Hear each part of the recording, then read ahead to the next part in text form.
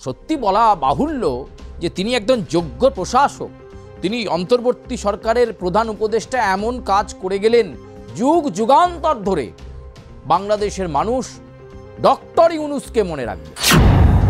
শান্তি যদি বিরাজ না করে, অশান্তির পরিবেশ যদি তৈরি হয়, তাহলে গোটা বাংলাদেশ জুড়ে নির্বাচন ভেস্তে যাবে। তাহলে আরও বেশ কিছুটা সময় অন্তর্বর্তী সরকারের প্রধান উপদেষ্টা ডক্টর ইউনূস পেয়ে যাবেন। সেই চেষ্টাটাই তিনি করছেন। তরতাজা যুবকদের ৮,৮৫০ জন তরতাজা যুবককে লাগবে ডক্টর ইউনূসের। এই ৮,৮৫০ জন তরতাজা যুবককে নিয়ে ডক্টর ইউনূস জিহাদি ট্রেনিং করাচ্ছেন।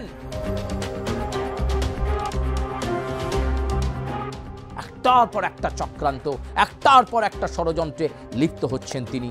আর এবার হিন্দু শূন্য করার পরিকল্পনা বাংলাদেশকে। সংখ্যালঘুদের বাড়ি বাড়ি গিয়ে ভাঙচুর চালালো মৌলবাদী শক্তি, চুপ করে রইলেন ডক্টর ইউনূস। আসলে তিনি বাংলাদেশকে অস্থির রাখতে চান।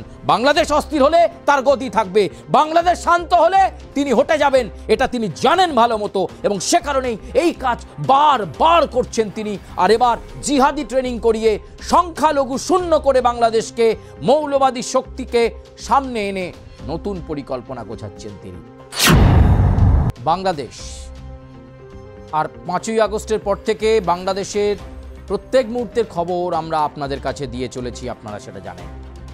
বাংলাদেশের গুরুত্বপূর্ণ আপডেট, বাংলাদেশের বিভিন্ন গুরুত্বপূর্ণ বিষয় আপনাদের কাছে রেখেছি। অন্তর্বর্তী সরকারের প্রধান উপদেষ্টা হিসাবে ডক্টর ইউনূস দায়িত্ব নেওয়ার পর থেকে বাংলাদেশের ক্ষেত্রে তিনি কি প্রভাব বিস্তার করতে পারলেন, কি সংস্কার করতে পারলেন, বাংলাদেশকে উন্নতির শিখরে নিয়ে চলে গেলেন। এবং সত্যি বলা বাহুল্য যে তিনি একজন যোগ্য প্রশাসক। তিনি অন্তর্বর্তী সরকারের প্রধান উপদেষ্টা এমন কাজ করে গেলেন, যুগ যুগান্তর ধরে বাংলাদেশের মানুষ ডক্টর ইউনূসকে মনে রাখবে। আবারও বাংলাদেশে কিছু একটা ঘটছে, কিছু একটা চলছে। আসলে না, অন্তর্বর্তী সরকারের প্রধান উপদেষ্টা ডক্টর ইউনূস নিজেই শান্ত থাকতে জানেন না। সবসময় তিনি চান কিছু না কিছু হোক, কিন্তু কোনোটা দিয়ে তিনি মুখ খুলবেন না। যা কলকাঠি নাড়বেন সব পেছন থেকে, সব নেপথ্য থেকে তিনি কাজ চালাবেন। ষড়যন্ত্র লিপ্ত হবেন, সেটাও পেছন থেকে। কাউকে হাঁটাবেন, সেটাও পেছন থেকে। কাউকে পেছনে বাঁশ দেবেন, সেটাও পেছন থেকে। সবটাই পেছন থেকে তিনি করে থাকেন আর কি। নেপথ্যের কারিগর তিনি। বাংলাদেশের অন্তর্বর্তী সরকারের প্রধান উপদেষ্টা ডক্টর ইউনূসের একটা নতুন প্ল্যানিংয়ের কথা আপনাদেরকে বলবো। এবং আবার তিনি একটা গোলমেলে পরিবেশ, গণ্ডগোলের পরিবেশ তৈরি করতে চাইছেন। কারণ গণ্ডগোল হলে, শান্তি যদি বিরাজ না করে, অশান্তির পরিবেশ যদি তৈরি হয়, তাহলে গোটা বাংলাদেশ জুড়ে নির্বাচন ভেস্তে যাবে। তাহলে আরও বেশ কিছুটা সময় অন্তর্বর্তী সরকারের প্রধান উপদেষ্টা ডক্টর ইউনূস পেয়ে যাবেন। সেই চেষ্টাটাই তিনি করছেন। মুখে তিনি বলছেন ফেব্রুয়ারিতে নির্বাচন হবে, শান্তিপূর্ণ অবাধ নির্বাচন যাতে হয়, সব রকম সহযোগিতা অন্তর্বর্তী সরকার করবে। কিন্তু মনে মনে নেপথ্যে তিনি চাইছেন বাংলাদেশে অশান্তির আগুন জ্বলুক, বাংলাদেশে অশান্তির আগুনে মানুষ ব্যতিব্যস্ত হোক, বাংলাদেশে অশান্তিতে মানুষ নিজেদের অধিকারের কথা ভুলে গিয়ে বাড়ি ছেড়ে পালাক। এটাই হচ্ছে ওনার আসল প্ল্যানিং। এমন কাজ উনি করতে চলেছেন। আমরা আগেই বলেছিলাম যে বাংলাদেশের ওপর আইএসআই, সেই প্রভাব কিন্তু প্রত্যেক মুহূর্তে খাটানো চলছে। বাংলাদেশের সেনাবাহিনী তারা সব কিছু বুঝতে পেরে ভারতের সাহায্য চেয়েছে। ভারত বলেছে নির্দিষ্ট সময়ে, যথাসময়ে ভারতবর্ষ বাংলাদেশকে নিশ্চয়ই হেল্প করবে। পরম বন্ধু তো সেই মুক্তিযুদ্ধের সময় থেকে।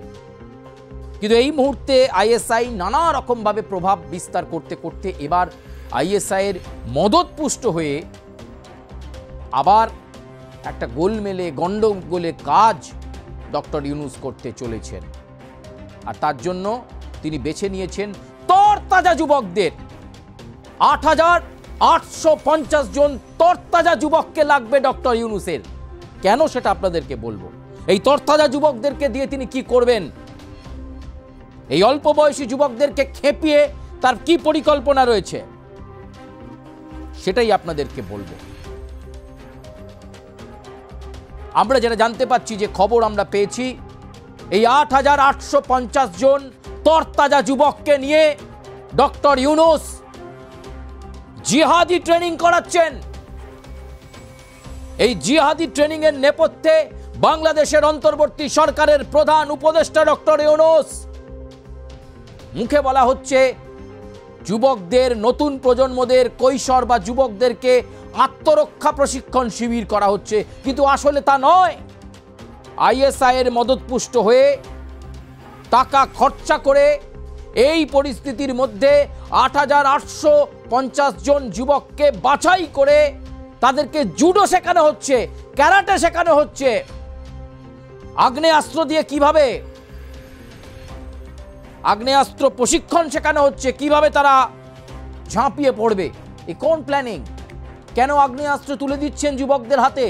যে প্রতিরক্ষা, সেই আত্মপ্রতিরক্ষার নামে এই জিহাদি ট্রেনিং কেন করাচ্ছেন তিনি? উত্তর আছে ডক্টর ইউনূসের কাছে।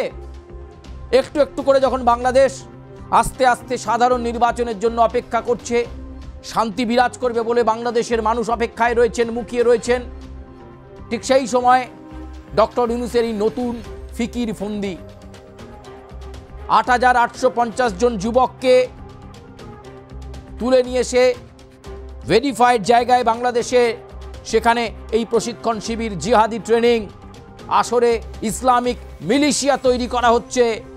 কিন্তু কেন এটা তৈরি করছেন? কেন তৈরি করছেন? এ কারণেই ডক্টর ইউনূস জানেন যে তিনি আবার বিক্ষোভের মুখে পড়তে পারেন। তার জন্য পরিস্থিতি খুব একটা ভালো নয়, তার উপর আক্রমণ আসতে পারে। তাই তিনি এই সমস্ত যুবকদেরকে প্রশিক্ষণ দিয়ে, জিহাদি ট্রেনিং করিয়ে বাংলাদেশের মধ্যে এমন কিছু একটা ঝাঁকুনি দিতে চাইছেন, এমন কিছু একটা করতে চাইছেন যাতে বাংলাদেশ নতুন করে উত্তপ্ত হয়ে যায়। এটাই তার প্ল্যানিং। সেই প্ল্যানিং কার্যকর করবার জন্য, এক্সিকিউশন করার জন্য অনেক ধাপ এগিয়ে গেছেন তিনি। বাংলাদেশের এই পরিস্থিতি, সার্বিক উন্নয়ন নেই, সংস্কার নেই, অথচ টাকা খরচ করে আগ্নেয়াস্ত্র কিনে সেই আগ্নেয়াস্ত্র যুবকদের হাতে তুলে দিয়ে তাদেরকে প্রশিক্ষণ করানো হচ্ছে, তাদেরকে জুডো, ক্যারাটে শেখানো হচ্ছে। শুধুমাত্র আত্মপ্রতিরক্ষা নয়, এর পেছনে গভীর ষড়যন্ত্র দেখতে পাচ্ছেন বাংলাদেশের বিশ্লেষকরা।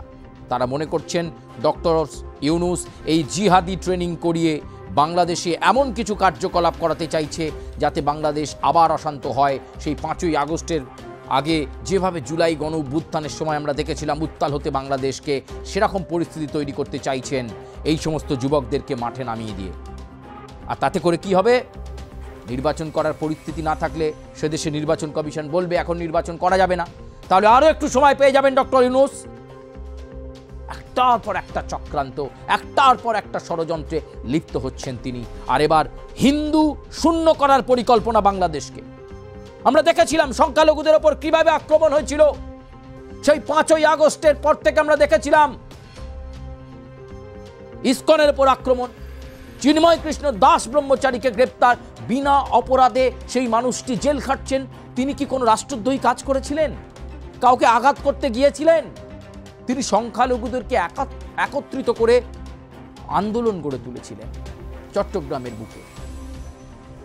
সংখ্যালঘুদের বাড়ি বাড়ি গিয়ে ভাঙচুর চালালো মৌলবাদী শক্তি।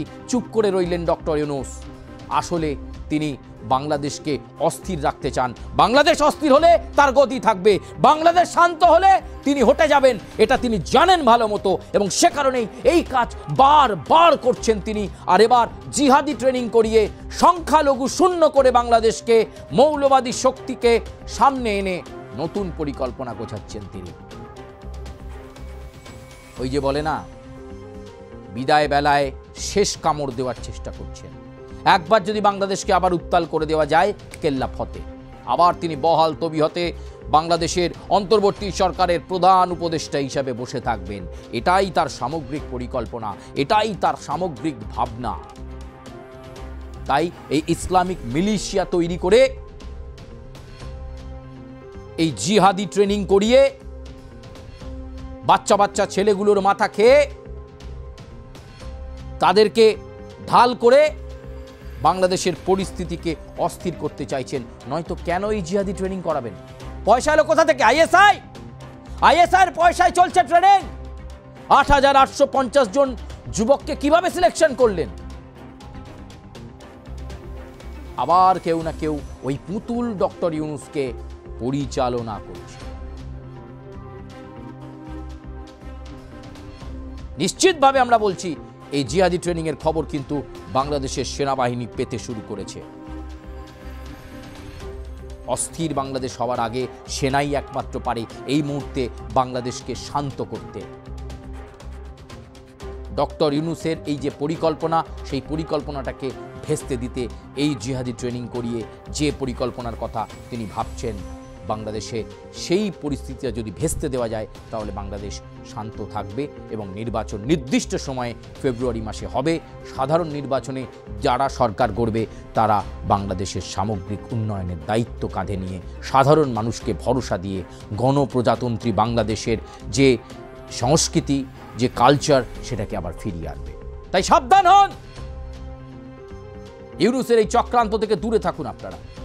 জিহাদি ট্রেনিং এর নামে যদি আপনার বাড়ির ছেলেটাকে নিয়ে যেতে চায়, যেতে দেবেন না, প্রতিরোধ গড়ে তুলুন। বাংলাদেশের পরিস্থিতি নিয়ে আজকে পর্যন্তই।